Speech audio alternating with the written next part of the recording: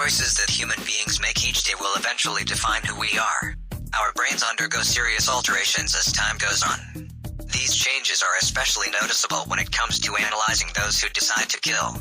However, this is the story of a man who decided that he was going to kill those who had decided to kill others. Pedro Rodrigues Filho is a Brazilian serial killer who has made a name for himself by killing off other serial killers. Analysts who have spent time looking over his case have referred to him as the perfect psychopath. He experienced abuse before he had even left his mother's womb. His father's repeated beatings of his pregnant wife left Pedro with a damaged skull, and he had not even been born yet. By the age of 14, it was clear to see that Pedro was not going to be like the other children. When his father was fired from his job by the vice mayor for stealing food, Pedro took matters into his own hands and killed him. He also learned that his father was not the actual thief. From there, he decided to track down the true criminal and murder him as well. He was forced to live life on the run after that, and while he managed to find love along the way, Maria Aparecida Olympia was also killed.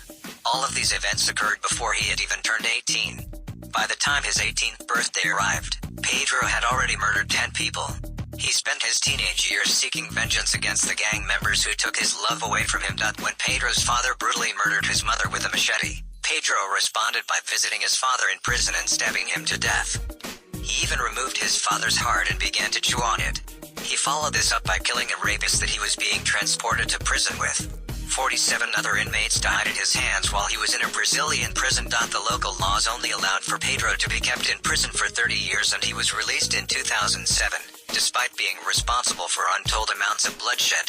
As soon as he was released, he wasted no time falling back into old patterns. He is still promising to kill other Brazilian criminals who have the misfortune of crossing his